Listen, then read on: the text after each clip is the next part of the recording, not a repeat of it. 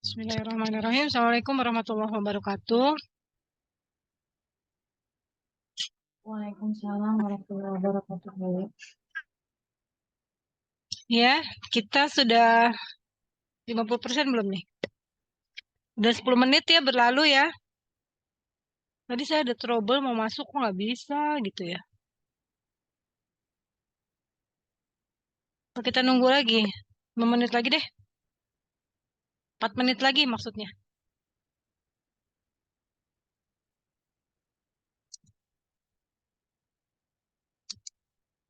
Ibu, teman-teman kan ada yang belum cetak KRS, Bu. Boleh nggak Hmm, saya kirim linknya gitu, Bu, biar bisa dengerin? boleh aja kalau saya sih. Karena kan nggak bisa diabsen juga kan, Bu ya. Tapi mereka biar Tapi kan nanti. bisa screenshot kan nanti kan. Maksudnya nanti ada bukti dari screenshotannya gitu. Nanti kehadiran. Gimana? Nanti sih mereka kayak dikonversi gitu, Bu. Tetap kehadirannya tetap utuh. Cuman, Oh iya, kehadirannya tetap utuh tapi ada bukti screenshot makanya. iya. Oke, terima kasih, Bu. Iya, iya boleh. Ya.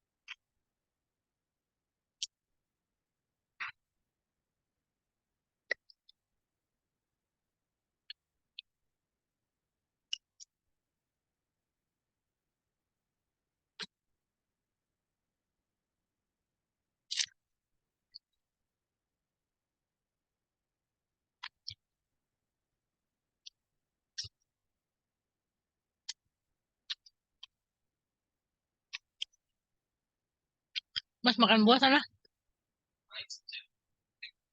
Boleh.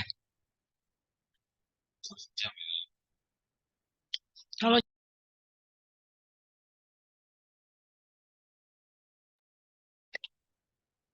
ini aja sampai jam 8. Makan buah sana, udah dikupasin.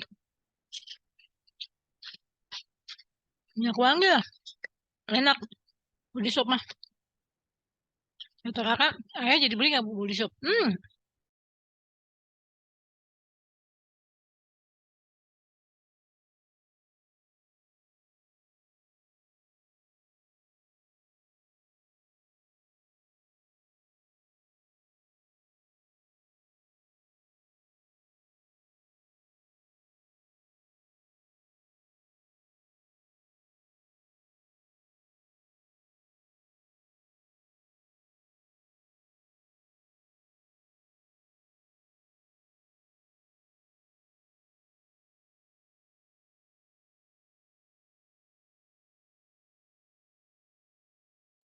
Kita mulai aja ya. Bismillahirrahmanirrahim. Assalamualaikum warahmatullahi wabarakatuh. Selamat malam semuanya. Selamat bertemu kembali ya dengan saya. Gimana kemarin waktu teknologi solid? Apakah ada strategi kita nih untuk mendapatkan lebih baik lagi nilainya, pemahamannya. Teman-teman silakan kasih masukan ke saya.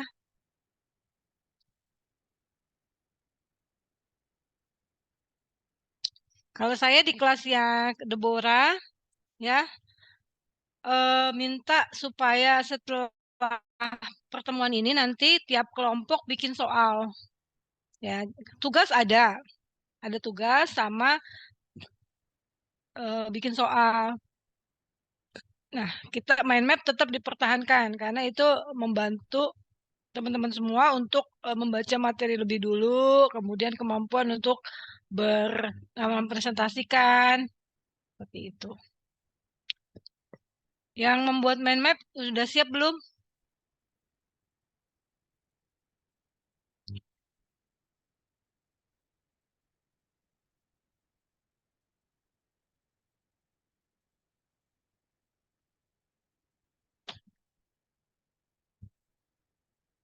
Kalau memang kita belum siap ya, karena ini materinya lumayan ya. Jadi untuk seri ini lumayan juga materinya, lumayan padat ya dibandingkan solid kemarin.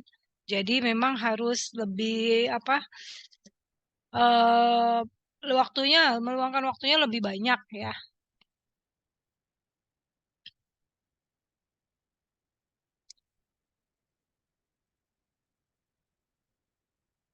Ini kita mulai aja. Ya.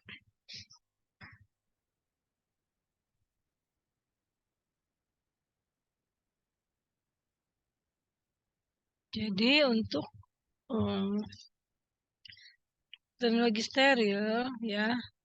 Untuk apa kita mempelajari teknologi sediaan steril ya. Teknologi sediaan steril itu memang membicarakan untuk bentuk-bentuk sediaan yang harus steril ya di sini. Nah, kita memulai dengan tata tertib perkuliahan dulu ya. Jadi untuk Zoom meeting itu diharapkan teman-teman semua off cam, on cam ya, diharapkan on cam semaksimal mungkin diusahakan, kecuali tidak memungkinkan ya apabila ada di perjalanan ya itu bisa tidak menyalakan, tapi boleh sebaiknya dinyalakan selama perkuliahan supaya tetap terlihat ya. Jadi kayak kita interaksi gitu loh. Jadi yang ngajar juga interaksi ya. Kemudian harus memiliki file screenshot. Ya, jadi teman-teman semua tetap harus men-screenshot walaupun saya juga men-screenshot nanti setiap selesai dari pada saat absen ya. Kemudian di screenshot supaya untuk arsip ya. Nanti kalau misalnya ada yang hadir tapi dianggap absen. Kemudian mahasiswa wajib menggunakan pakaian yang rapi dan sopan pada saat mengikuti perkuliahan di kelas. Kalau di Zoom meeting ya mungkin kelihatan kalau on cam ya terlihat rapih ya penampilannya. Kemudian kehadiran itu 80% dari persyaratan untuk mengikuti ujian. Jadi tetap hadir di 80% ya diperhatikan. Jadi kalau nggak ada masalah, sebaiknya memang mengikuti perkuliahan. Kemudian wajib mengerjakan tugas-tugas, ya wajib tugas-tugas yang diberikan harus diselesaikan, ya. Biasanya juga tugas diberikan per kelompok ya, untuk tidak memberatkan dari mahasiswanya. Nah, untuk penilaian ya kayak kemarin tuh solid, untuk awal tuh untuk pada saat UTS itu memang nilainya kurang baik ya. Teman-teman semua nilainya kurang baik. Nah, kemudian kan kita bagaimana nih supaya pemahamannya bisa ditingkatkan? Ya, apakah dari mengerjakan soal-soal, ya dari akhir materi bisa di teman-teman sendiri buat. Nah, biasanya tuh saya jelasin, ini penting, ini penting, ini penting ya. Ya, misalnya pada saat perkuliahan ini biasa ditanya di ujian, hal-hal. Jadi hal-hal itu ya poin-poin yang harus diperhatikan. Ya, sebetulnya Memang kalau setiap kali belajar itu harusnya bisa menyerap ya. Jadi pada saat UTS kan UTS itu ada 7 materi ya kurang lebih, itu tidak berat. Ya, apalagi nanti ada latihan soal-soal. Jadi nanti ini kan udah terbentuk nih kelompok ya. Ini Septi udah terbentuk ya kelompok ya. Jadi satu kelompok 4 orang. Jadi kalau 24 ada 6 kelompok. Nanti masing-masing kelompok ya. Apabila ada tugas kelompok itu dari awal sampai akhir itu kelompoknya itu aja. Ya ini tugas pertamanya tugas mind map nanti tolong tetap dibuat ya. Kemudian nanti ada tugas yang akan diberikan setelah berlangsungnya materi ini ya. Nah, kemudian ada 14 kurang lebih ya, 14 ya, materi yang akan dipelajari di teknologi steril. Ya, pertama mengenai sterilisasi, ada istilah steril, sterilisasi, sterilitas ya. Itu konsepnya seperti apa istilah-istilah itu. Kemudian tujuannya untuk apa? Ini pertemuan ini. Kemudian berikutnya sediaan-sediaan obat yang mempersyaratkan steril ya. Sediaan untuk mata, bisa tetes mata, bisa salep mata. Kemudian injeksi. Ya, injeksi itu ada injeksi volume besar ya. Ada injeksi volume kecil. Itu dilihat dari volumenya per wadah. Ya, kalau volumenya 100 mili ke bawah itu masuk injeksi volume kecil. Kalau lebih dari 100 mili, injeksi volume besar. Ya, itu pengaruh ke fasilitas produksi di CPOB. Ya, itu ada per bentuk sediaan ya kalau CPOB itu ya. Kan cara pembuatan obat yang baik atau GMP itu per bentuk sediaan. Jadi ada bentuk sediaan tablet, kapsul, sirup, injeksi volume besar, injeksi volume kecil itu beda-beda sertifikat CPOB-nya. Kemudian sediaan untuk hidung juga steril. Ya, misal tetes hidung atau inhalasi ya. Steril. Kemudian metode sterilisasi. Kalau di farmakope itu ada 5 metode sterilisasi. Ada sterilisasi radiasi dengan sinar radiasi biasanya bisa sinar X ya, dengan sinar lah ya, dengan sinar gelombang elektromagnetik. Kemudian panas kering, kemudian gas filtrasi penyaring ya, filtrasi itu penyaring bakteri. Satu lagi nih dengan cara uap basah ya, cara panas basah dengan uap autoklav itu misalnya autoklav. Berikutnya adalah metode sterilisasi di rumah sakit dan industri. Kalau di industri tergantung dari produk yang dibuat ya, tergantung juga sifat dari zat aktif obat jadi tersebut ya. Misalnya kayak salep mata ya, salep mata misalnya gentamisin ya. Itu bisa dengan cara aseptis, biasanya secara aseptis ya. Seperti itu. Kemudian pertemuan berikutnya menghitung konsentrasi, kemudian penimbangan. Jadi komposisi obat jadi per kemasan. Biasanya nih kalau yang infus, ya kalau infus komposisi per kemasannya misalnya kemasan 500 mili, 1 liter, ya itu masing-masing kan ada di bagian kemasannya, etiketnya. Ya, jadi itu penimbangan per kemasan dan penimbangan per batch. Kalau penimbangan per batch adanya di batch record produknya. Jadi kalau per batch tergantung dari besar batch-nya. Ya, besar batch-nya. Kalau komposisi per kemasan sama, tapi kalau per batch tergantung besar batch. Dan pengenceran. Pengenceran itu ya untuk konsentrasi-konsentrasi kecil kan ya. Kemudian untuk perhitungan dapar tonisitas. Jadi persyaratan dari sediaan injeksi ya, injeksi memang harus selain steril, dia juga isotonis ya, dan ada penambahan ya, zat tambahan ya. Kalau dilihat nanti ada apa aja komposisi dari sediaan injeksi, salah satunya ada zat tambahan yang pendapar ya. Jadi menjaga pH-nya tetap stabil. Ya, karena kan pH berhubungan dengan stabilitas dari zat aktif. Seperti itu. Kemudian setelah 7 materi ini, kita ujian. Jadi sebelum UTS itu mempelajari sediaan-sediaan umumnya aja nih. Nanti setelah UTS baru lebih dalam lagi preformulasinya, memformulasikannya, sampai membuatnya, terakhir mengevaluasi. Ya, jadi ini dasar-dasarnya dulu nih dipelajari di sebelum UTS.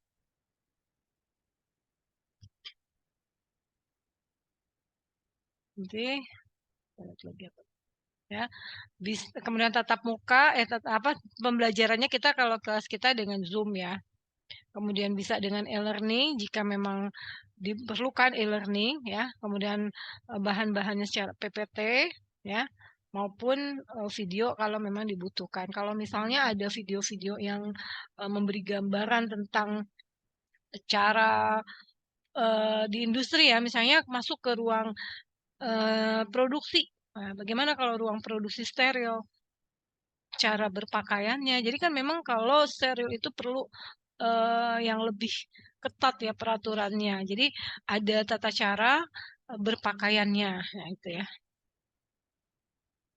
Nah, kita lihat di sini untuk sediaan steril. Bentar.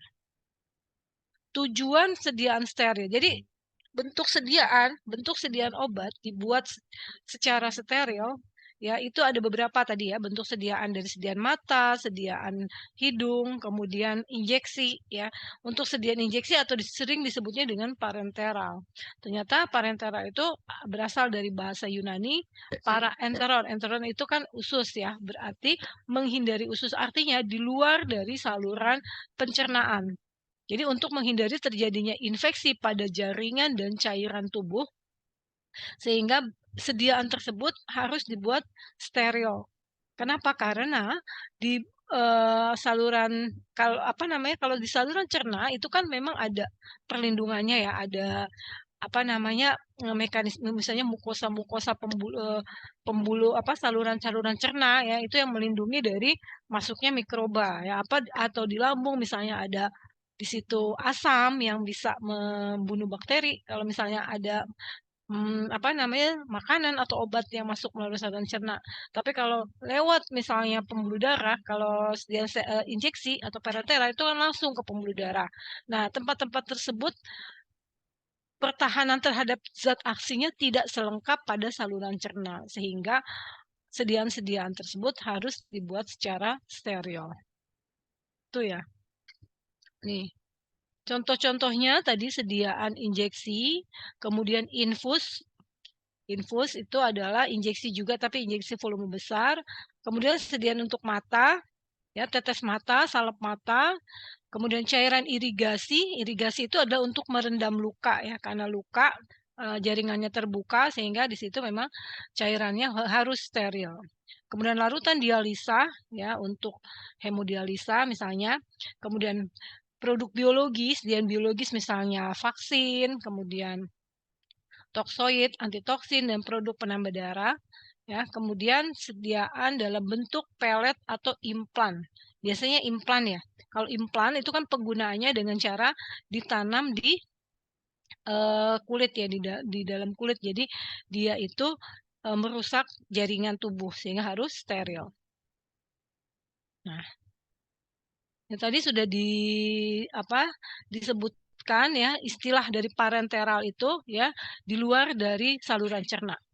Nah, jadi di situ sediaannya harus steril. Jadi persyaratannya selain steril dia juga bebas pirogen.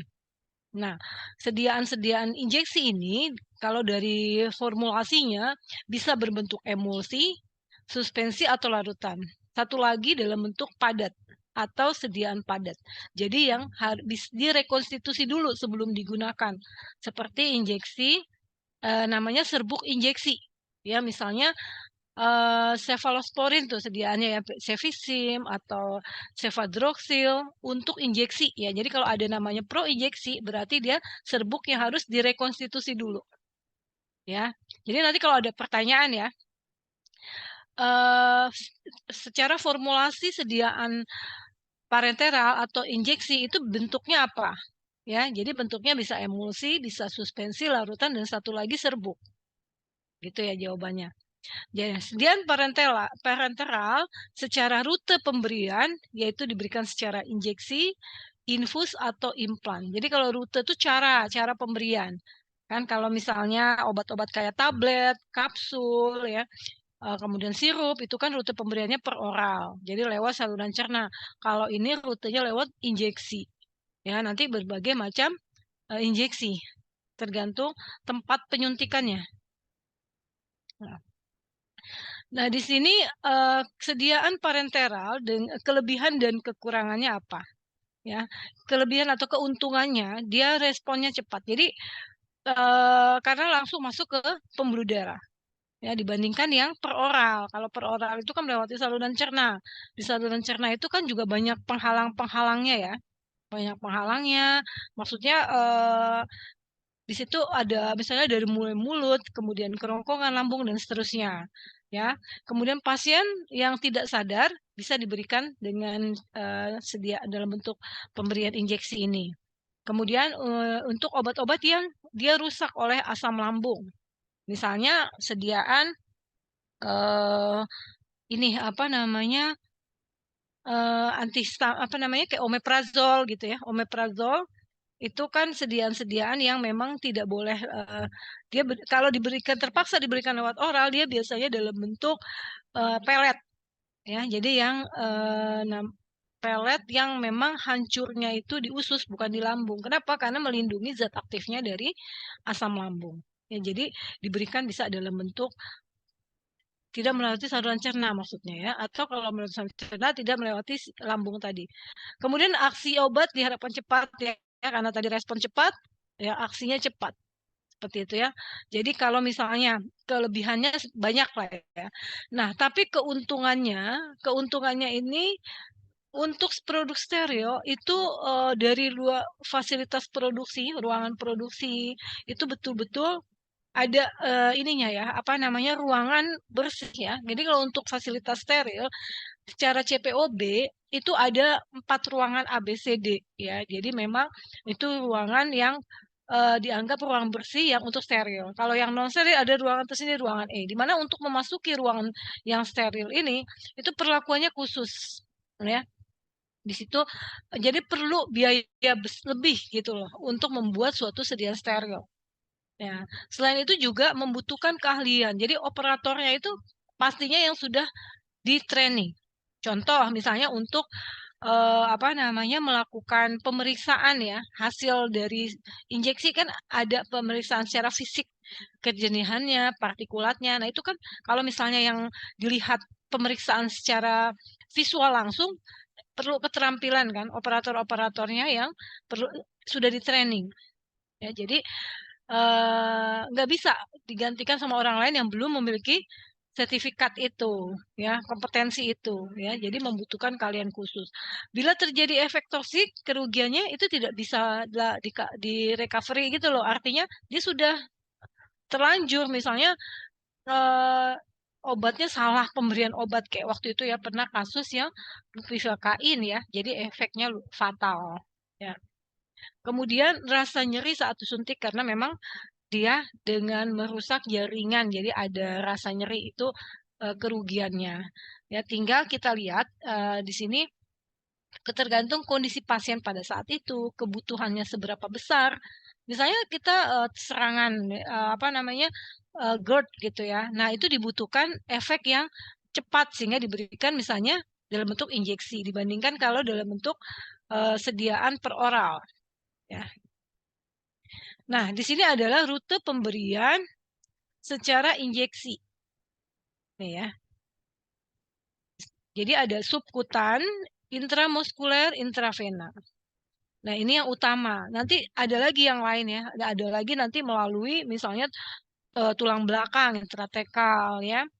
Namun ini yang paling banyak. Ya, kalau misalnya infus ini intravena ya. Jadi kalau ditanya rute pemberian obat parenteral secara yang utama itu apa aja? Ya, jawabannya ini, subkutan, intramuskular, dan intravena. Misalnya nanti ada pilihan intratekal, kemudian intrakardial, itu bukan yang utama. Memang ada, tapi bukan yang utama. Terus diperhatikan.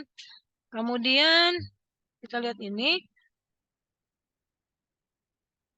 Nah, di sini ada gambar kulit ya. Kulit kita ya, ini ada lapisan paling luar epidermis, di bawahnya dermis dan paling bawah di sini subkutan ya, di sini apa? Subkutan kita lihat nih gambarnya ya. Kalau misalnya ada suntikan secara Intravena. Nah, intravena itu berarti pembuluh darah yang sorry, intravena pembuluh darah vena ya, vena pembuluh darah balik yang berwarna biru ya. Karena kandungannya lebih banyak CO2 jadi warnanya biru. Kalau intraarteri ya yang warna merah. Intraarteri nih warna merah. Nah, warna merah dia lebih banyak oksigen. Makanya banyak secara apa namanya kandungan oksigen jadi merah banyak membawa kalau oksigen kan darah bersih ya kan dibandingkan dengan CO2 darah kotor. Ya, jadi suntikannya ke situ masuknya. Kemudian untuk pemberian intramuskuler dia ke dalam otot. Ya, di bagian sini ya, muscle, otot. Ya, lebih dalam lagi. Seperti itu. Kalau intradermal di sini di dermis. Ya, itu adalah lokasinya seperti itu ya. Cuma memang kan untuk apa pemberian secara injeksi ini atau parenteral ini harus dilakukan oleh tenaga kesehatan yang memang memiliki wewenang ya. Tidak hanya kemampuan dia juga harus punya wewenang untuk melakukan pekerjaan ini. Karena memang efek sampingnya kan besar kalau salah salah tempat penyuntikannya ya. Nah, kita lihat yang tadi yang utama ada 3 ya. Subkutan, intramuskuler, IM, dan intravena. Itu 3 jalur utama. Kita lihat intramuskuler. Intramuskuler ini memang dalam ya. Kalau dilihat dari gambar, dia di dalam, di muscle, ya di otot. Jadi dia harus secara tegak lurus ini. Nah, di sini ada posisi-posisi ya, posisi-posisi penyuntikan ya, seperti apa. Kemudian yang kita yang lebih diperhatikan adalah apa intramuskuler di bagian mana, kemudian bentuk sediaannya apa, maksudnya secara formulasi bentuknya apa. Nah, kalau intramuskuler itu bisa dalam bentuk larutan, kemudian emulsi, suspensi, ya. Kalau emulsinya dengan pembawa minyak. Jadi bisa ya untuk intramuskuler hampir bisa lah semuanya ya. Larutan, emulsi, suspensi dengan pembawa minyak. Untuk emulsi pembawa minyak. Dia dimasukkan ke dalam otot rangka ya, otot lurik. Nih, ini jumlah suntikan apa? Volume penyuntikan. Ini ukuran jarumnya. Isotonis, kalau isotonis secara umum memang semua sediaan injeksi itu isotonis ya. Tonisitasnya tekanan osmosis ya, tekanan osmosis sama dengan apa namanya? Ini apa sel-sel di dalam tubuh kita. Jadi kalau namanya suntikan itu kan merusak jaringan. Jadi dia tidak boleh yang mempengaruhi apa namanya? Kalau tonisitas itu kan memberi tekanan ya. Kalau misalnya dia tidak sama tekanannya kan akan merusak. Sel di dalamnya bisa mengeciut atau bisa mengembang ya, tergantung kalau yang kita masukin hipertonis. Kalau hipertonis berarti nanti dia memiliki tekanan yang lebih besar ya kan nanti ujung-ujungnya menimbulkan rasa nyeri. Apalagi kalau diberikan secara intravena infus ya. Infus yang volume besar itu berbahaya ya. Jadi memang isotonis. Kemudian yang kedua intravena, ya termasuk jalur pemberian utama juga. Intravena ke dalam pembuluh darah vena, ya vena ini yang berwarna biru, ya ada di dermis nih sudah ada pembuluh darah ya, intravena masuknya ke sini dan dia sudutnya nih sudut penyuntikannya tidak seperti intramuskuler yang tegak lurus ya. Ya. Nah di sini ini penjelasan berapa ukuran needle-nya ya ukuran jarumnya. Gitu. Kecepatannya juga ada. Ternyata pada saat penyuntikan tuh juga ada tekniknya, kemiringannya, kemudian volumenya berapa, itu ada aturannya ya. Nah, intravena itu fast acting route. Jadi di antara sediaan injeksi, ya, tadi kan injeksi lebih cepat dari sediaan per oral. Nah, ternyata di rute pemberian injeksi yang paling cepat adalah intravena, fast acting. Ya, nanti kalau ditanya langsung masuk ke sistem sistemik. Fast acting route dibandingkan yang ini ya, dibandingkan subkutan, intramuskuler, intravena yang cepat. Ya. Karena apa? Karena obat langsung directly ke dalam pembuluh darah. Kalau subkutan kan di bawah kulit, intramuskuler otot. Nah, kalau intravena langsung ke pembuluh darah. Ya, sehingga efeknya cepat. Ya, nanti kalau ditanya di antara ada pilihan ya, intravena salah satunya ya. Nah, yang sediaan apa namanya obat-obat seperti apa yang diberikan secara intravena, yaitu biasanya elektrolit elektrolit atau nutrisi ya. Misalnya bagi pasien-pasien yang memang butuh elektrolit yang diare misalnya ya.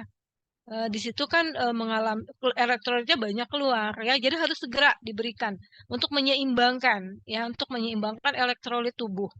Jadi diberilah secara intravena infus ya. Infus itu kan injeksi intravena kalau infus. Jadi nanti kalau ditanya infus adalah injeksi apa? Injeksi intramuskuler, injeksi intravena ya, jawabannya adalah intravena gitu ya.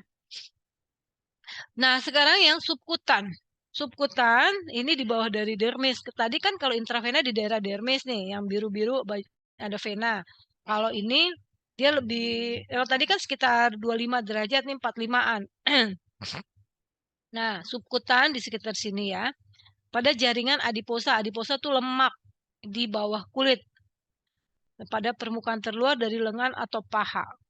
Isotonis. Ini volumenya 2 mili dan ini ukuran dari jarumnya. Ya, di sini absorpsinya lebih cepat dibanding interdermal, tapi lebih lambat dibanding IM. Oh, jadi subkutan ini lebih lambat dibandingkan intramuskuler. Ya, subkutan karena mungkin karena lemak ya. Lemak lebih sulit ya dia mengabsorbnya dibandingkan di dalam otot ya. Kemudian contoh obat yang diberikan secara subkutan, jadi nanti kalau ditanya obat-obat di bawah ini diberikan secara subkutan apa? Nih, insulin ya, misalnya penderita diabetes yang sudah tergantung insulin, jadi dia sebelum makan itu biasanya nyuntik dulu. Sehari bisa sekali atau 2 kali ya, tergantung tingkat ininya ya, diabetesnya, ketergantungannya sejauh mana. Nah, ini secara subkutan, ya, secara subkutan. Jadi kalau misalnya eh, pemberian ini insulin, yang suntikan insulin itu diberikan secara apa? Ya, jadi secara subkutan. Vaksin, narkotik, ya, epinefrin dan vitamin B12. Vitamin B12 misalnya ya kalau misalnya pada saat apa namanya? Kebutuhan vitamin B12 itu pada saat kemarin tuh ya. Orang misalnya sorry, vitamin B12 kebutuhan meningkat ya misalnya orang-orang yang membutuhkan anemia ya misalnya butuh vitamin B12 cepat dengan efek cepat bisa diberikan secara injeksi subkutan. Kemudian insulin juga subkutan ya. Ini perlu diingat contoh-contohnya aja. Jadi yang perlu teman-teman ingat adalah uh, secara apa namanya rute pemberian injeksi itu ada yang utama ada berapa. Kemudian masing-masing itu diberikannya di bagian mana? Kayak subkutan di bawah kulit, intravena ke pembuluh darah, vena, kemudian intramuskuler ke otot. Ya, kemudian contoh obatnya subkutan misalnya insulin, kemudian intravena itu sediaan elektrolit, ya, seperti itu. Kemudian ada lagi pemberian lain ya, intradermal. Ini untuk diagnostika. Diagnostik itu mendeteksi ya. Misalnya ada kelainan apa, ada masalah di mana, di trace-nya misalnya pakai radioaktif gitu ya, diagnostik dengan intradermal. Nah, di sini ada keterangan volume yang diberikan sedikit sekali ya 0,05, kemudian ukuran jarumnya. Ya, ini intradermal di dalam kalau intra tuh ya. Sini. Kemudian masih intradermal juga. Contohnya intradermal adalah tadi inter ya. Intra. Di dalam itu untuk tes TB ya, tes TB itu secara intradermal. Oke, jadi misalnya ingin tahu nih ya, seseorang itu positif atau negatif TB ya bisa dari skin test for TB atau juga infeksi, jadi seseorang terinfeksi jamur atau tidak, ya, itu intradermal atau melihat alergen. Jadi misalnya seseorang kan alergen itu berbeda-beda ya. Orang yang memiliki sensitivitasnya rendah itu lebih mudah apa namanya terangsang. Ya, si A bisa jadi nggak apa-apa misalnya kena misalnya bulu hewan gitu ya, hewan tertentu. Tapi si B bisa jadi dia langsung reaksi alergi. Nah, untuk mengetahui alergi atau tidak terhadap suatu zat yang dicurigai pemicu atau yang disebut dengan alergen, bisa diberikan namanya alergi skin testing disuntik intradermal. Ya, nanti kalau ditanya, contohnya misalnya untuk apa? Untuk uji TB atau infeksi jamur atau alergi skin testing, yaitu intradermal. Kemudian intraarteri, ya, arteri pembuluh darah yang di sini ya, di permukaan ini arteri, di permukaan yang kulit kita, tangan kita kelihatan ya arteri. Langsung ke dalam arteri, ya. Misalnya gunanya untuk radio opak media, obat-obat kanker ya, kemudian antibiotik itu intraarteri. Nah, intratekal itu diberikan di tulang belakang ya. Jadi susunan saraf pusat kita kan di otak dan di tulang sumsum tulang belakang di sini. Jadi makanya di sini juga efeknya cepat juga. Biasanya nih obat-obat yang penghilang rasa sakit ya, analgetik. Ya, biasanya misalnya contohnya pada saat sesar, operasi sesar disuntikin ketorolak. Ya, ini bisa disuntikan di sini misalnya. Atau obat-obat untuk penenang, neuroleptik bisa diberikan di bagian intratekal. Disebut juga dengan intraspinal karena di bagian tulang belakang. Nah, ya, intratekal. Kemudian intraartikular di sendi, ke dalam sendi. Ini obat-obat NSAID misalnya ya, obat penghilang rasa sakit, misal apa namanya yang radang sendi, nyeri dan sebagainya di bagian sendi ini namanya intraartikular ya, penyuntikannya, daerah penyuntikannya. Kemudian intrakardial di jantung. Misalnya obat-obat penguat jantung, kardiotonik, atau kalsium salt ya. Jadi ada kelas terapi yang namanya kalsium channel blocker untuk obat jantung. Ya, apabila diberikan secara injeksi, ya itu bisa langsung ke jantung intrakardial. Ya. Oke. Sekarang ke sterilisasi. Jadi ada istilah sterilisasi, sterilitas, steril, ya.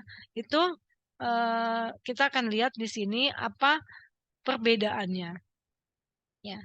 Jadi kalau sterilitas, ya, itu menyatakan suatu kondisi. Jadi suatu kondisi yang tidak adanya mikroorganisme, kondisi yang steril. Itu sterilitas. Namun kalau sterilisasi itu adalah suatu proses ya, sasi itu suatu proses untuk inaktivasi ya, inaktif. Jadi menonaktifkan atau bahkan dia mengeliminasi, menghilangkan mikroorganisme hidup maupun yang bentuk spora. Jadi kalau spora itu bentuk yang masih belum arti seperti dia diam gitu ya, namun dengan kondisi yang memungkinkan dia untuk berkembang biak, dia akan hidup. Jadi spora itu berpotensi menjadi mikroorganisme hidup. Jadi semuanya diinaktifkan atau bahkan dimatikan. Ya, disterilisasi namanya ya. Jadi kalau sasi ini proses, kalau itas ini adalah suatu kondisi. Jadi menggambarkan ya. Nah, teknik aseptis ya, aseptis. Jadi kalau misalnya ada bagaimana nih apa nama cara sterilisasinya aseptis misalnya ya. Jadi aseptis itu suatu prosedur pembuatan sediaan steril ya, di mana semua yang digunakan baik bahannya, kemudian peralatannya, kemudian fasilitas produksi misalnya mesinnya dan ruangan produksi, pokoknya semuanya yang berkontribusi untuk pembuatan sediaan steril itu harus kondisinya bebas mikroorganisme. Itu namanya aseptis. Ya, jadi kalau misalnya kita bekerja dalam apa dengan teknik aseptis itu betul-betul setiap langkah kita harus meminimalkan, bukan meminimalkan, bahkan tidak ada ya, membuat tidak adanya mikroorganisme. Ya, itu steril. Apa aseptis. Beda lagi dengan sterilisasi yang akhir. Kalau sterilisasi akhir itu jadi kita buatnya kita pastikan dia memang bebas mikrobanya itu di akhir. Walaupun setiap langkah, setiap step-stepnya tetap kita kontrol, tapi tidak seperti teknik aseptis. Kalau teknik aseptis Semua bahan baku yang digunakan memang sudah disterilkan atau menggunakan bahan baku yang pro analisa, ya. Misalnya cefalosporin, cefixim, injectable grade misalnya. Jadi kalau udah ada nama bahan baku tuh injectable grade, memang grade-nya tuh memang untuk injeksi dan harganya juga lebih mahal. Beda kalau kita misalnya bikin cefixim kapsul, ya itu nggak perlu yang pakai grade-nya injectable, ya. Nah, uji sterilitas itu adalah pengujian produk steril dari paparan mikroba. Uji sterilitasnya di farmakope ada uji sterilitas. Jadi bagaimana untuk menguji suatu sediaan itu betul-betul steril atau tidak, ya. Kemudian itu adalah definisi-definisi yang tadi. Jadi kalau ditanya apa yang dimaksud dengan sterilitas? Jangan lupa sterilitas suatu kondisi, ya. Nah, untuk produk steril yang tadi sudah disinggung, jadi kalau di CPOB kita yang sekarang itu CPOB per BPOM 34 tahun 2018. Ya, kemarin kan kita sudah tuh sedikit banyak kita udah mempelajari CPOB ya 34 2018 untuk penjelasan pembuatan produk steril itu di aneks 1. Ya, di aneks 1 tuh dilampirkan 1 itu seluruh membicarakan tentang steril. Ya.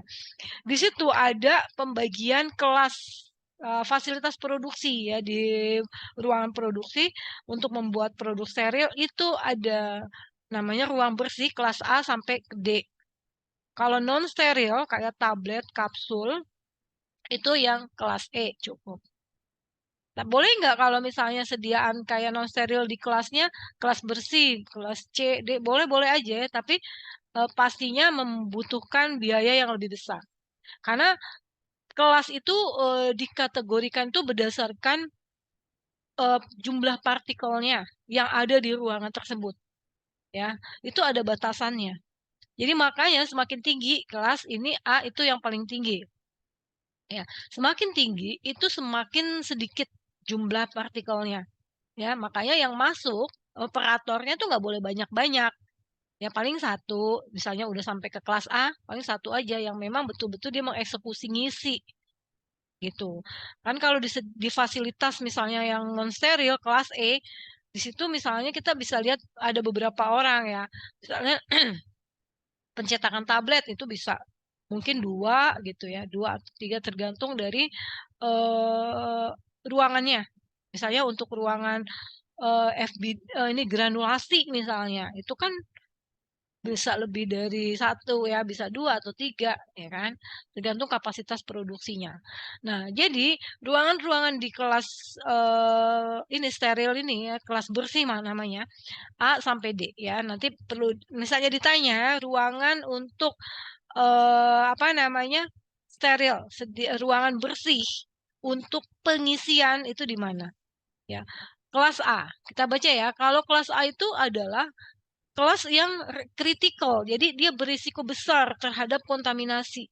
Misalnya kan pengisian sediaan injeksi ya ke dalam ampul, mengisi masuk ke apa namanya tuh ke wadah primer.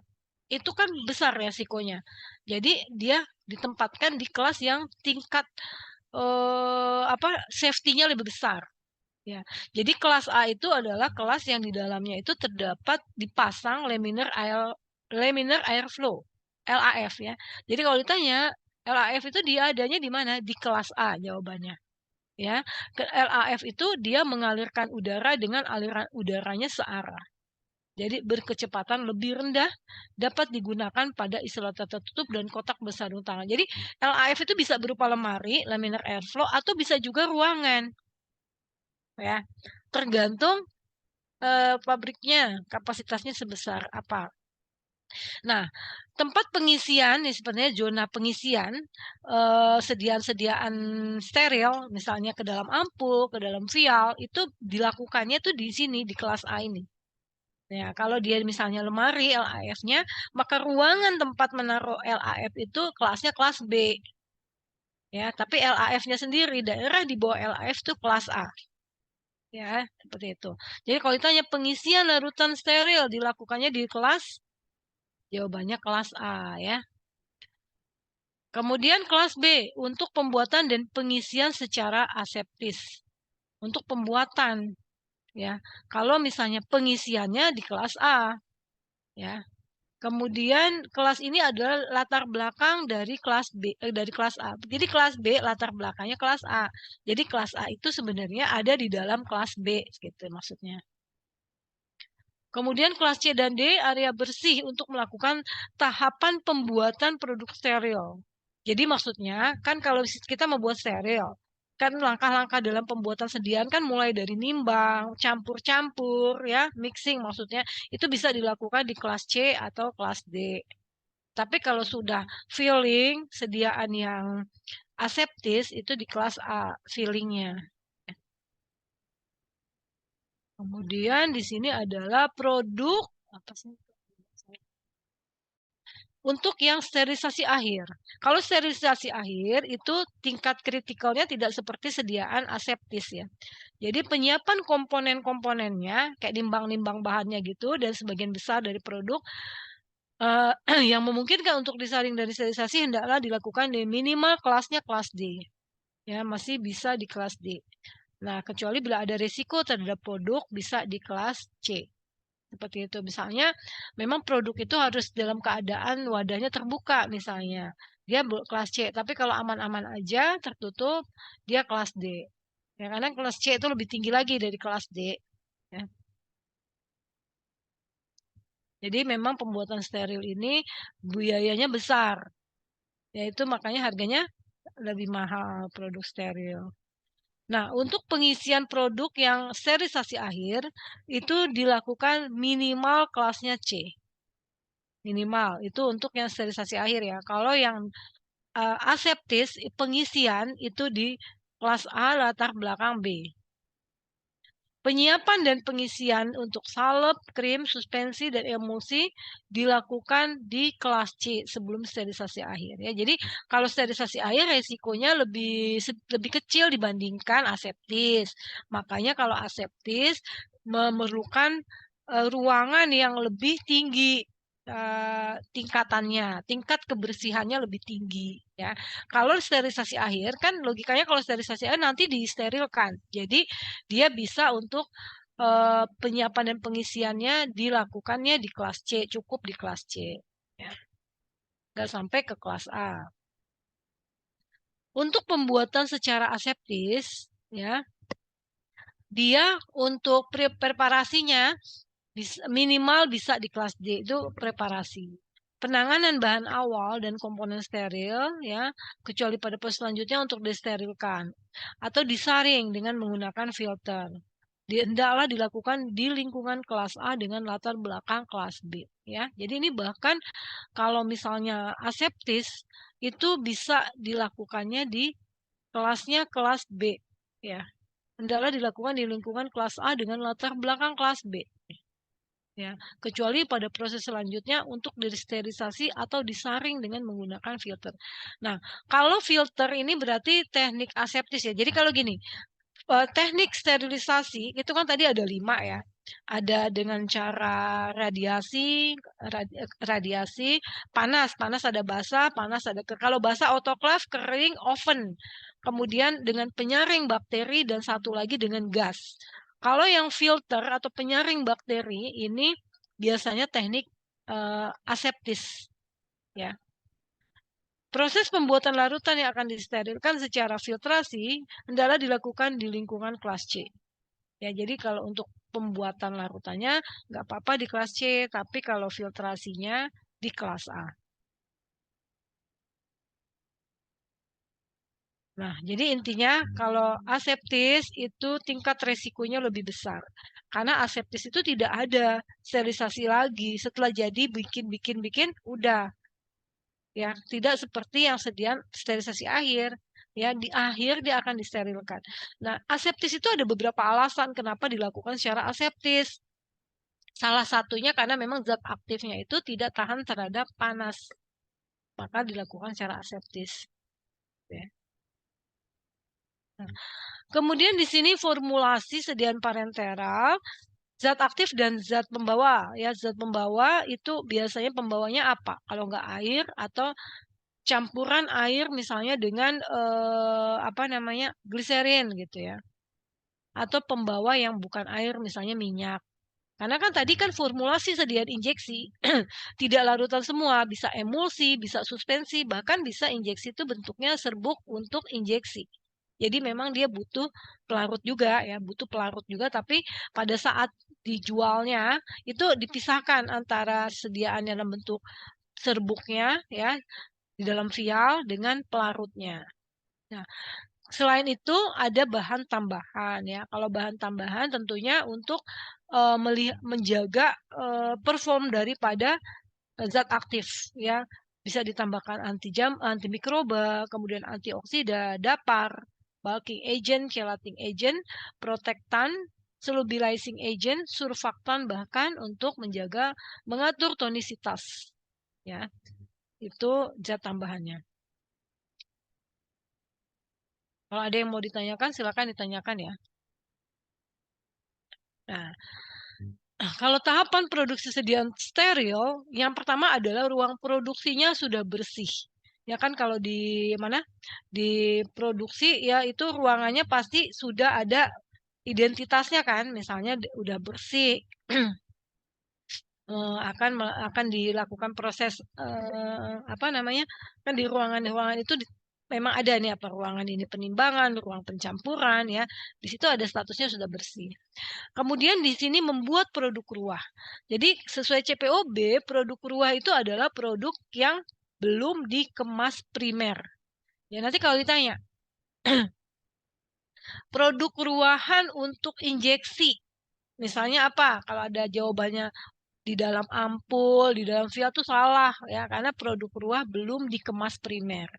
Ya, itu produk ruah. Kalau produk antara, produk yang masih memerlukan beberapa step. Ya misal untuk membuat injeksi kan kita nimbang, nyampur, ngisi, kemas. Kalau misalnya masih di tengah-tengah tuh, misalnya masih mencampur, itu namanya masih produk antara karena masih memerlukan beberapa tahapan. Nah, kalau misalnya sampai di tahap siap di filling, itu namanya produk ruahan, belum dikemas. Ya, belum dikemas primer. Kemudian di sini ada proses penyaringan. Ya, ini biasanya kalau filtrasi apa sebelum di filling ini berarti aseptis ya. Kemudian sealing di sini ditutup kemasannya baru dah. Kalau misalnya ada proses filtrasi tapi sterilisasi lagi, ini kan di ujungnya sterilisasi akhir. Nah, karena ini apa? Supaya jumlah dari mikrobanya ya di dalam step ini tidak terlalu banyak sebelum disterilisasi akhir ada yang disaring terlebih dahulu ya dan penyaring bakteri juga ya makanya nanti kan proses sterilisasi itu masing-masing produk ya memang dipersyaratkan ya kalau sterilisasi dengan autoclave itu berapa derajat suhu 121 derajat selama 15 menit tapi nanti dilihat dari masing-masing nilai ininya formula tersebut itu bisa mampu berapa lama gitu ya berapa menit untuk disterilisasinya tergantung jumlah daripada ada istilahnya bioburden jumlah mikroorganisme yang masih hidup ya. Makanya diperlukan tahap filtrasi lebih dulu supaya tidak terlalu besar ya, seperti itu. Kemudian di dalam ini zat-zat aktif yang bisa diberikan secara injeksi. Ya, tadi kan bisa antibiotik, bisa anti kanker ya, kemudian bisa insulin, subkutan ya tadi insulin ya, anti neoplastik itu obat-obat tadi juga bisa diberikan intradermal, nggak salah antibiotik juga ya, kemudian ini ya analgetik, antipiretik itu yang diberikan secara zat-zat hampir semua kelas terapi ya ada sediaan bentuk injeksinya. Nah, tadi udah sih contoh zat tambahan yang ada pada steril apa aja kan tadi udah ya itu isotonis, kemudian yang pendapar, kemudian antimikroba ya bisa bakterisid atau bakteriostatik. Kalau sid itu bakteri sifatnya membunuh, tapi kalau statis itu hanya menghambat. Ya, jadi biasanya kalau bakterisida tuh lebih kuat berarti. Ya, karena dia sampai maksudnya bunuh, jadi tidak ada, mengeliminasi gitu ya. Nah, itu sediaan injeksi ya teman-teman. Kemudian sediaan injeksi, kita kan tadi sudah tahu ya, untuk sediaan injeksi itu di fasilitas yang apa? Ya, bentuk sediaan itu mempengaruhi fasilitasnya. Maksudnya gini, dia bentuk sediaannya injeksi, tapi injeksinya masuk ke dalam kriteria yang small volume atau large volume. Yang volume besar itu LVP, large volume parenteral, itu di atas 100 mili. Ya, ini ada di apa? Farmakope Indonesia ada. Ya, kalau yang small volume sampai dengan sebenarnya ya, sampai dengan 100 mili. Jadi 100 mili masih masuk SVP. Nah, ini tadi tipe-tipe injeksi bentuk secara formulasi ada yang dalam bentuk apa aja, larutan, emulsi, suspensi, padatan. Ya. Nah, ini yang bentuk emulsi nih. Propofol dia emulsi. Kalau yang apa namanya, yang bentuknya powder serbuk itu biasa yang obat-obat antibiotik ya, misalnya ampicillin pro injeksi, kemudian cefixim pro injeksi itu dia diberikannya dalam bentuk kering. Jadi begitu mau digunakan baru direkonstitusi. Direkonstitusi artinya dicampur, ya kan? Jadi biasanya stabilitasnya kurang ini nggak bisa bertahan lama kalau misalnya dari pabrikannya sudah di dalam bentuk suspensi. Ya. Nah, ini tadi ya contoh-contoh klasifikasi densanya ada secara formulasi, ada yang misalnya dalam bentuk larutan. Ya, ini perlu diapalin nih ya. Misalnya injeksi yang dalam bentuk larutan sejati, pembawa air. Larutan sejati itu adalah larutan yang pembawanya air ya, larutan sejati. Jadi kalau disebut larutan Newton, kayak kalau kalian belajar viskositas tuh larutan Newton, larutan sejati. Viskositasnya 1. Itu larutan dengan pembawa air. Kenapa? Karena memang larut dalam air, asam askorbat larut dalam air. Nah, ada lagi larutan sejati dengan pembawanya minyak. Jadi kalau larutan sejati itu memang dia larut sempurna ya, maksudnya larutan sejati itu larut sempurna. Jadi satu fase ya, dia membentuk larutan satu fase. Kalau yang contoh vitamin C dengan pembawa air. Kalau larutan sejati pembawa minyak, ini contohnya injeksi camphor dengan pembawa minyak zaitun atau campuran ether dan minyak zaitun.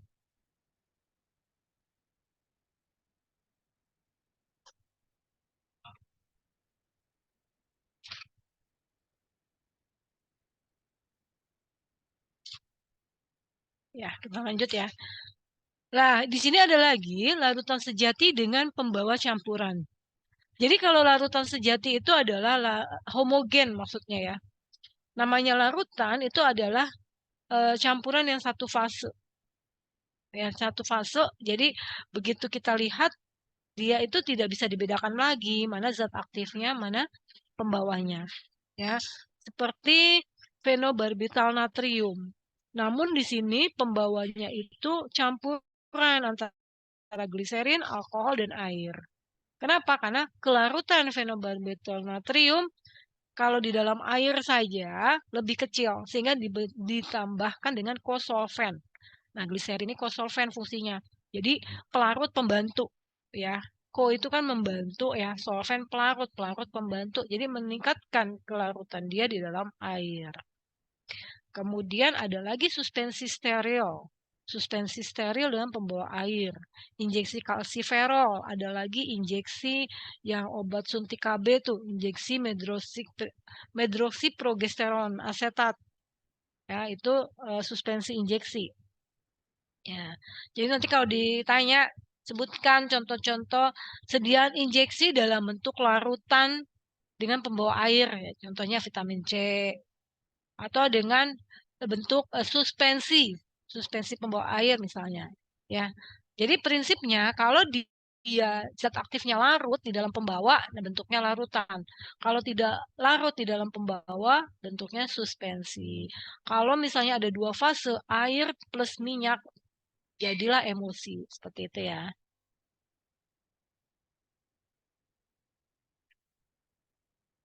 Nah, di sini kan ada nih Kita lihat nih yang nomor 6. Di sini perhatikan ya, di sini ada soybean oil, ada minyak, ya kan? Gliserol, egg fosfatide, sodium urea, sodium hydroxide, sampai aqua. Berarti ada komponen minyak, ada komponen air. Ini pastinya emulsi. Nggak mungkin kalau namanya suspensi, apalagi larutan nggak mungkin ya. Ada lagi suspensi steril pembawanya minyak. Ya. Tadi ada suspensi steril pembawa air, kayak kalsiferol, ini pembawa suspensi steril pembawa minyak. Bismut subsalisilat dengan pembawa minyak zaitun. Ya. Nah ini serbuk kering yang harus dilarutkan dulu sebelum digunakan. Ini biasanya antibiotik. Atau bisa juga nih solumedrol. 500 mg dengan wadah yang dikemas demikian rupa. Ya. Kemudian kita lihat itu adalah formulasi-formulasi dari sediaan injeksi. Nah, kalau ini adalah large volume parenteral. Large volume parenteral itu adalah injeksi yang diberikan secara intravena atau disebut dengan infus. Jadi kalau kalian di rumah sakit itu pasti ya treatment pertama guideline-nya itu adalah dia di infus dulu. Kenapa? Karena intinya adalah harus menyeimbangkan elektrolit tubuh. Ya, bisa diberi komposisinya, bisa elektrolit, bisa ditambahkan juga dengan dextrose misalnya. Ya, itu adalah infus, namanya injeksi apa namanya? Kalau infus itu disebut dengan injeksi intravena atau infus. Jadi kalau ditanya infus itu injeksi secara apa? Apakah secara arteri, intravena, atau secara subkutan? Ya nggak mungkin ya, namanya infus kan langsung masuk ke directly, langsung masuk ke pembuluh darah kita, berarti intravena ya. Nah ada juga yang large volume tapi non intravena. Ya, larutan irigasi yaitu misalnya untuk merendam ini luka ya, mencuci muka, merendam, mencuci instrumen itu larutan irigasi. Kemudian larutan dialisa misalnya peritoneal dialisa solution tidak secara langsung digunakan dalam sistem sirkulasi tetapi agak masuk ke dalam rongga perut dimaksudkan untuk jadi ini dialisa kan hubungannya dengan ini ginjal ya, untuk ginjal. Bisa ya, antara lain ya. Kalau peritoneal kan di larutan di uh, lambung ya, peritoneal perut ya. Jadi ternyata large volume parenteral itu untuk sediaan-sediaan yang bisa intravena, bisa yang non. Kalau yang intravena tuh sediaan infus. Ya, sebenarnya sediaan infus itu tergantung ya. Kalau misalnya infusnya volumenya kecil, 100 itu masuk yang small volume. Tapi sepertinya kalau infus itu minimal 500 ya. Infus itu 500 minimal bahkan sampai 1 liter. Ya. Kalau 100 ke bawah itu jarang ya kita gunakan, maka infus itu biasa masuk large volume.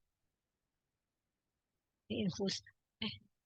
Infus sorry, merupakan sediaan steril berupa larutan atau emulsi. Jadi infus itu tidak semuanya larutan ternyata ya, bisa juga emulsi.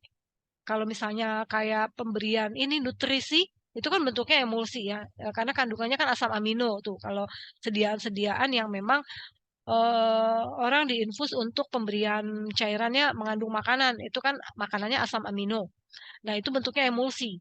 Kalau larutan elektrolit kayak semacam apa cairan tubuh ya, kayak KCl, NaCl, dextrose itu biasanya larutan. Karena kan semua zat-zat itu kan larut ya di dalam pembawa air. Jadi bentuknya larutan.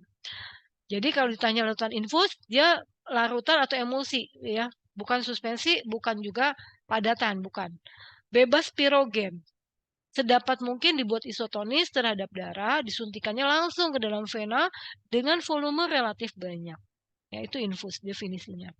Nah, kalau tujuan infus tadi ya bisa untuk menyeimbangkan elektrolit ya, atau bisa juga pemberian nutrisi ya, untuk penambah kalori bisa ya.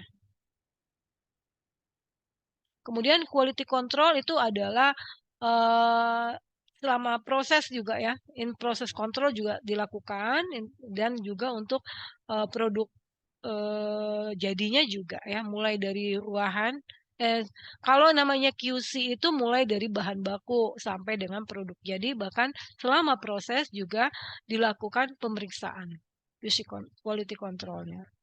Nah, kalau yang ini yang sebelum dikemas ya, coba kita lihat sini. Pemeriksaan yang dilakukan pada sediaan steril sebelum dikemas. Sebelum dikemas itu maksudnya ini sekunder. Sebelum dikemas sekunder, tapi yang ini udah dikemas primer. Pemeriksaan kebocoran maksudnya dicek kebocoran kemasan primernya, misalnya di dalam ampul, di dalam vial, ya, atau di dalam apa namanya soft bag ya. Kalau infus itu kan kemasannya soft bag, diperiksa kebocorannya, kemudian uji sterilitasnya, pirogen, kejernihan dan warna, dan sampai kepada hasilnya. Nanti kan hasilnya itu kan ditimbang. Ya. Kalau ampul misalnya dihitung juga berapa hasil teoritis dibandingkan dengan praktis dibandingkan teoritis. Kalau teoritis tuh hitung-hitung. Kalau teoritis tuh hitungan. Jadi secara teori ini hasilnya harusnya dengan formula segini, dapatnya tuh harus sekian ampul. Kalau praktis, realnya dapatnya berapa, itu nanti bisa diperoleh randomannya atau recovery-nya. Ya, jadi dalam setiap proses produksi itu dihitung berapa persen apa namanya randomannya. Misalnya 90%, 95%, tergantung dari proses tersebut. Ada yang misalnya selama proses itu kalau sediaan steril ya, misalnya ampulnya pecah atau bocor atau memang reject karena dia tidak memenuhi syarat kejernihan ya, itu semua masuk ke dalam hitungan-hitungan yang dieliminasi itu. Nanti berapa hasilnya? Nanti dievaluasi ya, itu makanya perlu nanti ditentukan hasilnya. Sebenarnya nggak hanya steril, semua sediaan juga ada ya. Misalnya untuk pembuatan tablet, ya itu pasti ada randoman atau recovery-nya, perolehannya berapa. Ya semakin apa namanya efektif, semakin efisien, tentu randomannya harus banyak, harus besar gitu ya. Nah ini dan kita lanjut lagi pirogen.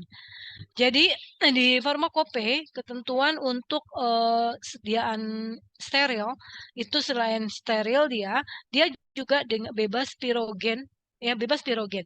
Nah pirogen ini karena menggunakan hewan coba itu rabbit kelinci ini sudah mulai diminimalkan. Jadi sediaan-sediaan di farmakope itu yang ujinya pakai kelinci hanya bisa dihitung lah dengan jari sedikit sekali. Kebanyakan sudah menggunakan endotoksin ya.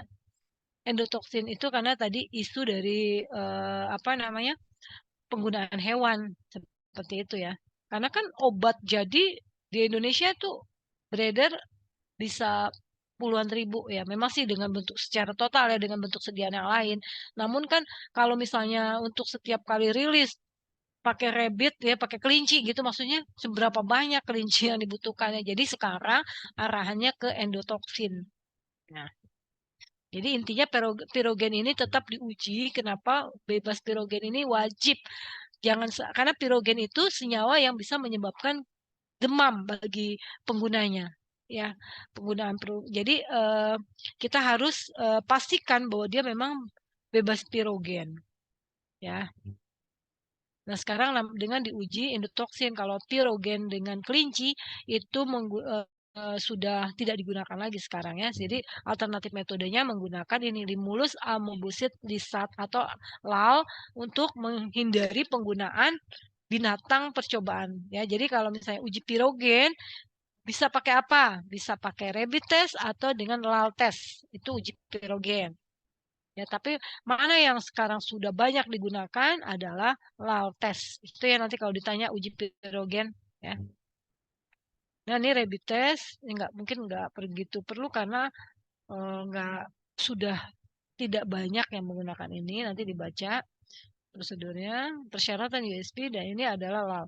Jadi kalau LAL itu dia memang ada ininya sendiri, ada semacam kitsnya untuk menguji ya. Di sini metodenya lebih akurat dan sebagai alternatif untuk pengganti metode rabbit test ya untuk menghindari tadi penggunaan hewan coba binatang percobaan ya. Ini Seperti itu. Nah, berikutnya setelah sediaan kita bebas pirogen dengan uji rabbit test atau uji lal test, berikutnya kemasan atau wadah sediaan steril. Wadah itu ada wadah sebentar ini dulu ya. Kemasan obat itu kan obat itu dikemas ada kemasan primer, ada kemasan sekunder. Nah, kemasan primer itu kemasan yang ikut diuji stabilitas. Jadi kalau kita mau menguji produk kita, uji stabilitas itu dalam kemasan primer, nggak sampai kemasan sekunder. Jadi pengujian, iya,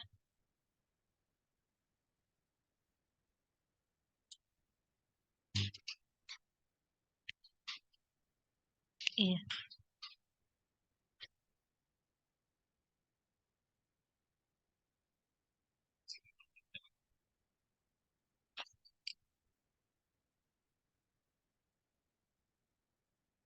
Ya, kita lanjut ya. Jadi kalau misalnya nanti ada pertanyaan, uji stabilitas dilakukan pada kemasan apa? Jawabannya kemasan primer. Ya, kenapa? Karena kemasan primer itu kemasan yang langsung kontak dengan produknya. Jadi misalnya sediaan ampul injeksi ranitidin dikemas di ampul. Ya, jadi untuk uji stabilitasnya cukup si apa yang masuk ke dalam chamber itu yang dalam bentuk ampulnya. Ya, dusnya itu nggak perlu.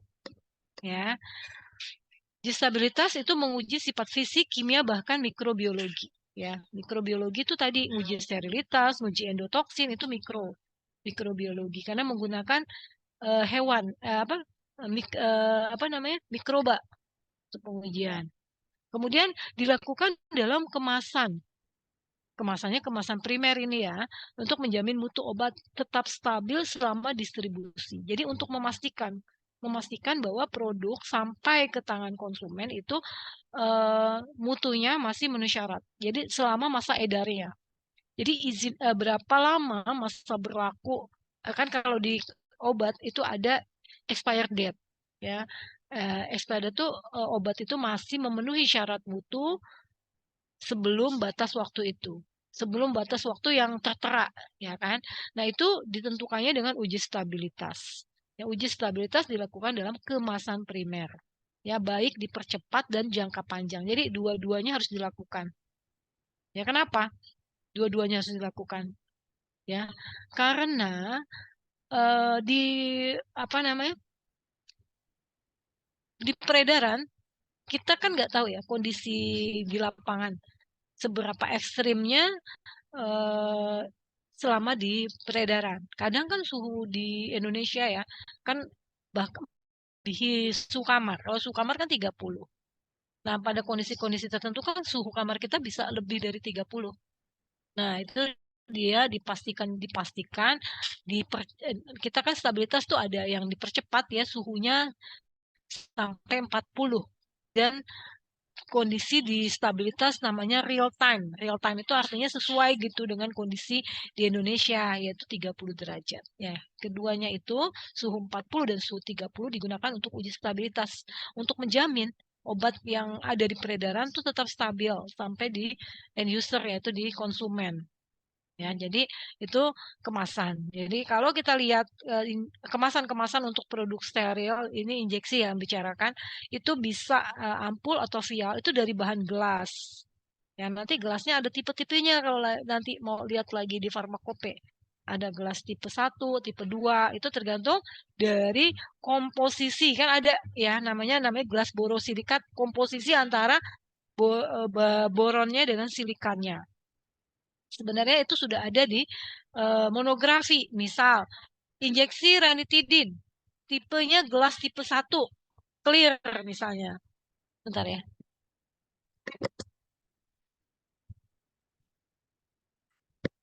Gelasnya clear atau amber. Kalau amber itu artinya dia tidak tembus cahaya. Ya, jadi kita perlu memperhatikan penyimpanan sediaan-sediaan yang ada di monografi. Ya, nanti kalau kalian nih membuat preformulasi sampai kepada kemasan. Nah, itu satu monografi full harus diacu. Misalnya bikinlah sediaan obat yang apa gunanya untuk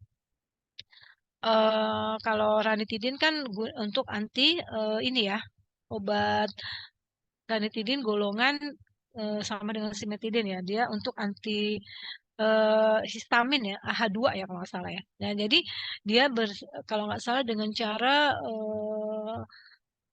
ini ya, berkompetisi kalau nggak salah ya dengan efek histamin yang nanti di saluran cerna ya. Jadi menghambat pengeluaran asam lambung ya.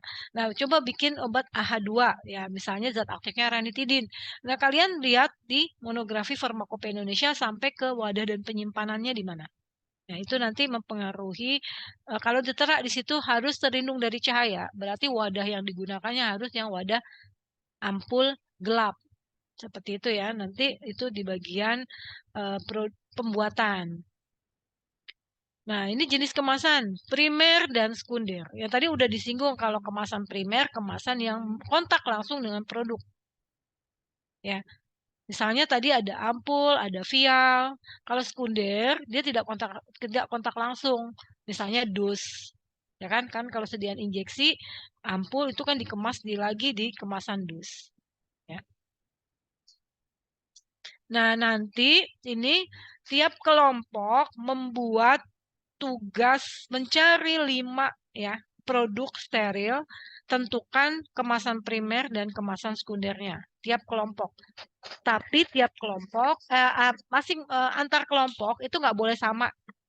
Misalnya kelompok A, ya ini udah milih obat 1, 2, 3, 4, 5. Nah, nanti kelompok B yang lain lagi. Jadi nanti kita punya sebanyak 5 kali 6, 30 produk ya.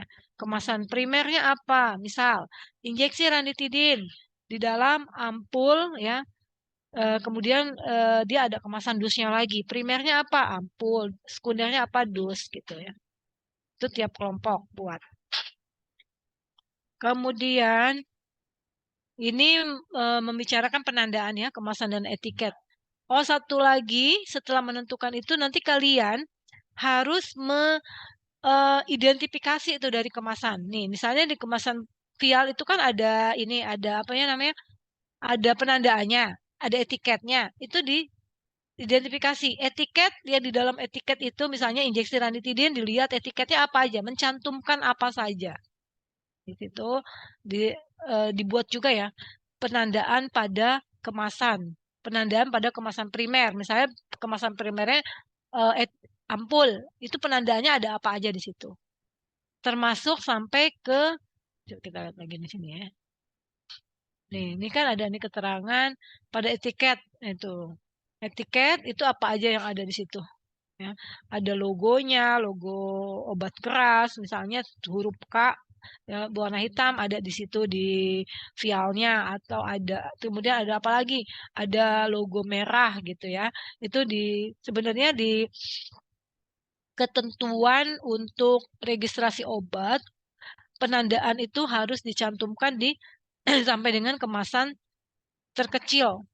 Ya, kalau kemasan terkecil dalam hal ini ya ampul atau vial untuk sediaan injeksi.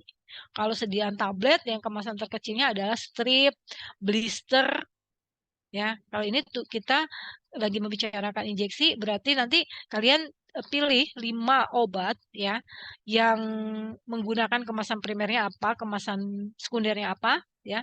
Kemudian di kemasan primernya itu ada penandaan apa aja, dan di kemasan sekundernya ada penandaan apa aja. Ini kemasan sekundernya. Ya, di bagian depan apa aja, ada logo Kak gitu misalnya, dan yang pasti nama dagangnya ada. Ya, komposisi pasti ada, ya. Penyimpanan gitu ya. Nanti dilihat. Kemudian bagian depan, bagian belakang misalnya, depan belakang biasanya sukanya sama ya. Bagian atas ya, bagian atas dan bagian samping. Ya. Ini sudah dipersyaratkan pada saat registrasi informasi apa yang harus ada. Ya, misalnya di dus itu pasti ada manufacturing date-nya, ada expire date-nya, ada HET-nya ada. Itu dipersyaratkan harus ada HET. Nah, ini ada tulisan harus dengan resep dokter, cara penyimpanan, nomor registrasi.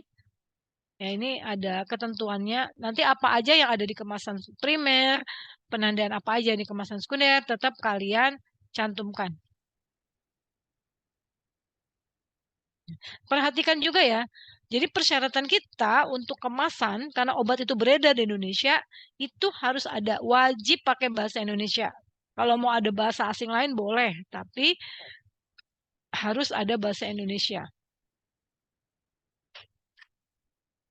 Nah, seperti ini. Kalau ini pelaporan hasil pengujian obat, ini yang biasanya kalau obat setelah diproduksi kan ada catatan pengolahan batch atau catatan pengemasan batch. Nah, itu nanti di dalam record itu ya, ini tertera nih. Dia ada penjelasannya.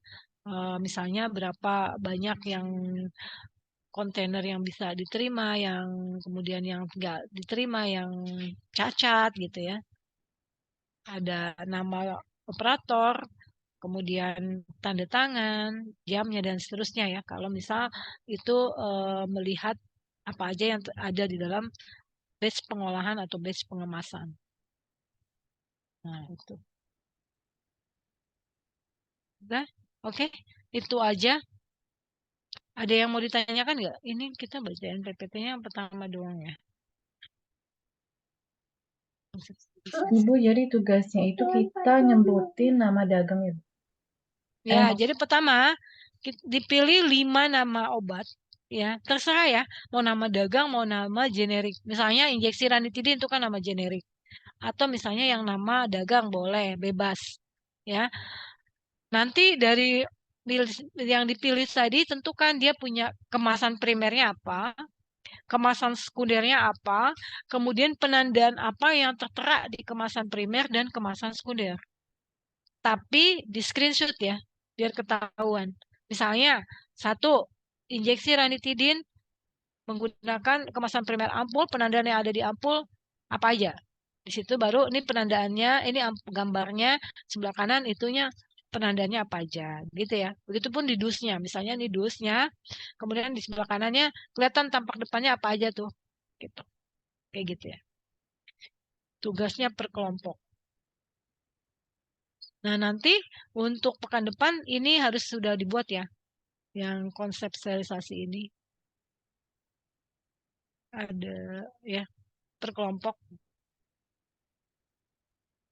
sterilisasi apa aja tuh. Ya. Kemudian satu lagi saya lupa. Tiap kelompok tolong bikin 5 soal. Soal dari yang tadi dijelasin. Kan tadi tuh udah bikin tuh eh soalnya. Karena ini ada 6 ya. 4 soal aja deh ya. Karena ini kelompoknya banyak 6. Di sekitar 20 total soal kita. Dari yang tadi sudah disebutkan. Ya, tadi kan selama kita belajar kan udah dijelasin hal-hal penting apa tuh. Hal-hal pentingnya. Ya mungkin itu ya. Nanti dibikin mind map nih untuk yang ini. Untuk yang besok. Oke. Sekarang kita absen dulu ya. Absen. Kalau mau ditanya, ada yang mau bertanya silakan ya.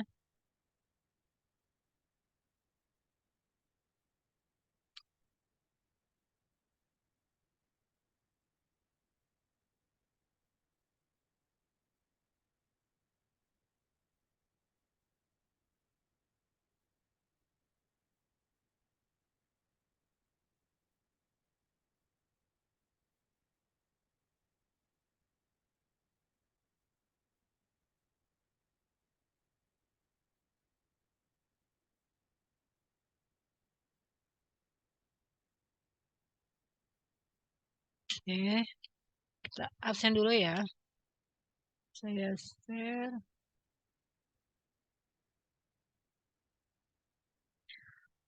Diah Ayu, Hadir Ibu. Anita Rahman, Hadir Bu. Mala Komalasari, Hadir Bu. Muhammad Romli, Hadir Bu. Yulita, Hadir Bu. Lulu, Hadir Bu. Ayodhya, Hadir Bu. Ananda Sela, Hadir Ibu. Iskandar, Hadir Ibu. Az-Zahira. Hadir, Bu. Az-Zahira mana ya? Hadir, Bu. Oh, oke. Mutiara Andini. Hadir, Bu. Nia Mulyani. Hadir, Bu. Septia Wafa. Hadir, Bu. Indah Oktavia. Hadir, Bu. Siti Askia Zahra. Hadir, Bu. Ilmi Aulia. Hadir, Bu. Stelinia. Hadir, Bu. Silvi Nur Aini. Hadir, Ibu. Ini 18 ya? Kok Septi bilang tadi kok 24 sih? Berarti banyak dong yang belum. Iya, Bu. Katanya tadi mau join walaupun IRS-nya belum ada. Belum cetak KRS, jadi belum muncul namanya, Bu. Oh gitu. Ya udah ya. Ini saya screenshot ya.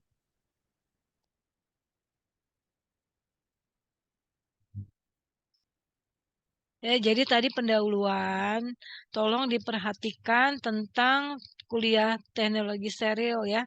Ini kuliahnya apa namanya basic ya, dasar-dasar. Kenapa?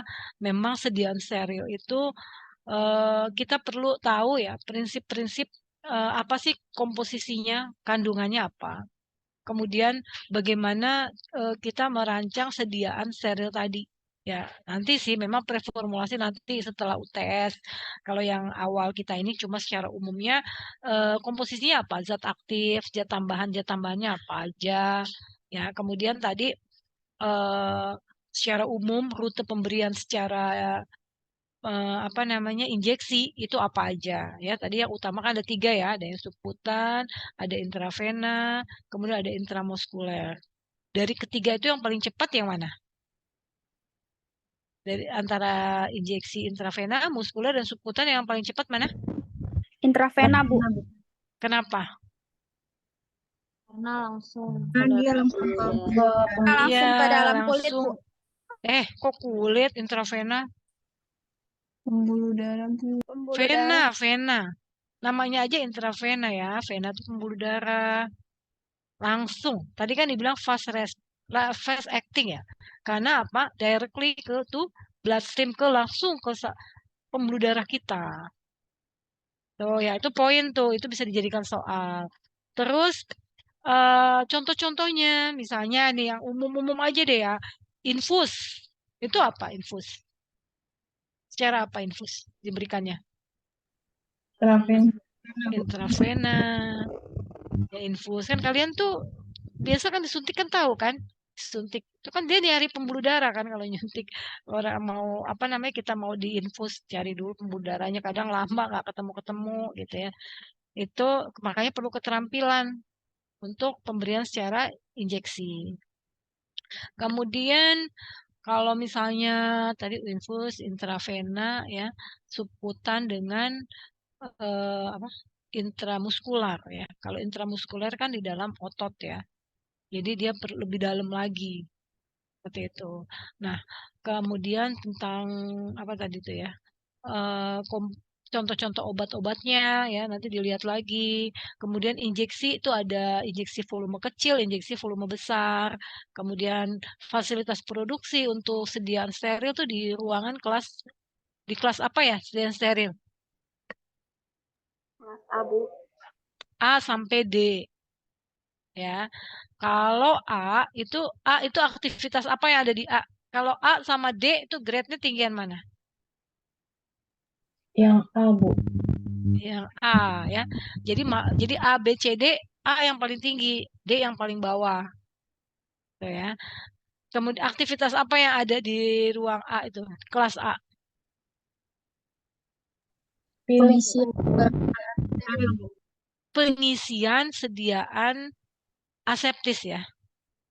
Yang dibuat secara aseptis pengisiannya di kelas A. Kenapa di kelas A? Kelas A itu ada namanya LAF. LAF apa kepanjangannya? Laminating airflow. Laminar airflow ya. Jadi LAF itu kalau ditanya dibalik LAF adanya di kelas Kelas A, Bu. kelas A gitu ya. Itu biasa tuh yang ditanya kayak gitu. Kalau pengisian injeksi yang dibuat secara aseptis di kelas A. LAF ada di kelas A. Tapi biasanya dia LAF itu kan ada yang berupa cabin itu atau semacam lemari, itu kan diletakkan dalam suatu ruangan. Nah, ruangannya itu kelas B. B, ruangannya kelas B ya. Nanti di CPOB yang bagian lampiran 1 kan kemarin udah punya kan ya CPOB 2000 nomor 34 tahun 2018 kemarin ya, yang semester kemarin ya.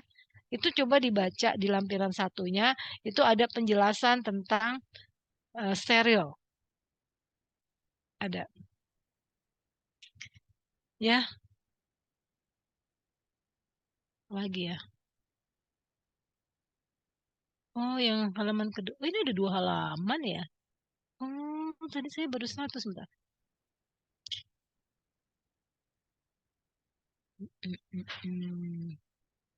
Dua. Oke. Sudah saya screenshot.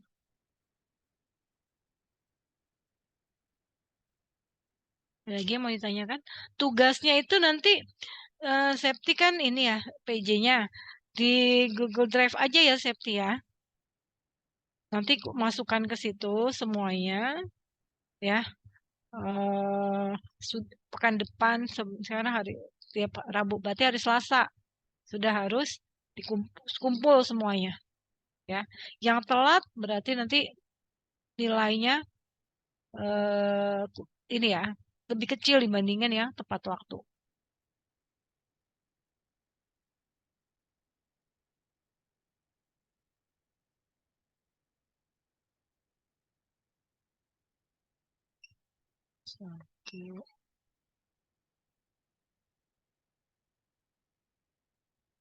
Ini kenapa ada yang reconnecting ini?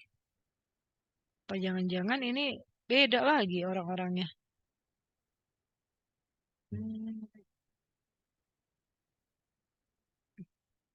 Ya. Ya, ini lagi dah, screenshot lagi deh.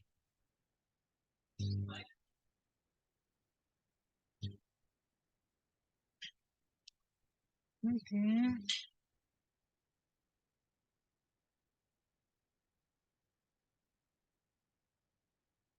Ya, masih screenshot saya.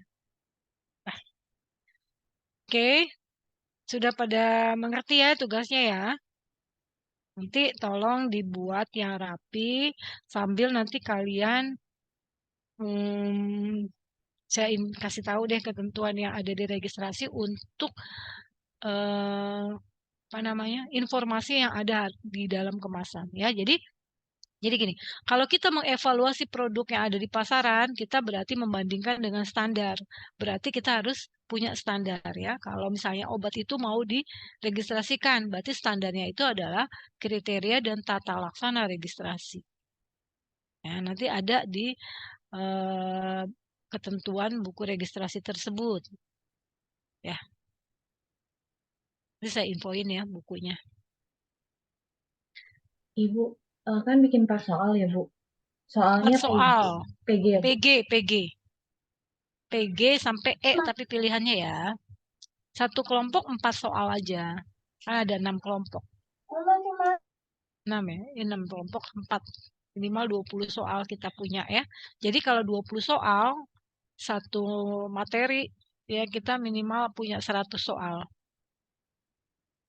Ya. Nanti dari 100 soal itu, ujiannya keluar 40. Ya kan?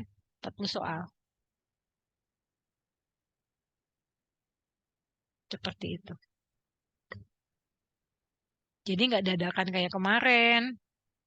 Dari awal sudah disiapkan. Nah, mudah mengerti ya maksud dan tujuannya. Supaya hasilnya lebih baik lagi dari yang kemarin tuh yang teknologi solid. Kemarin nilainya bagus, lumayan nggak?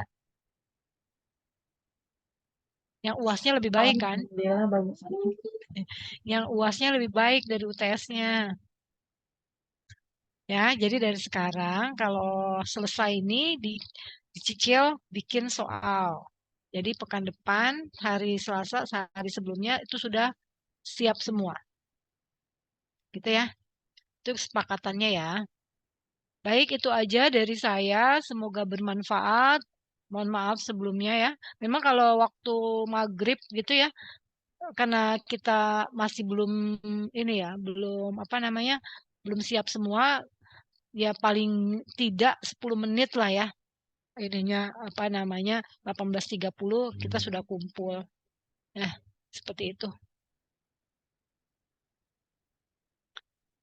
Ya, baik ya. Terima kasih atas perhatiannya. Assalamualaikum warahmatullahi wabarakatuh. Waalaikumsalam Live ya. warahmatullahi wabarakatuh. Terima kasih, Bu. Terima Terima kasih. kasih. Terus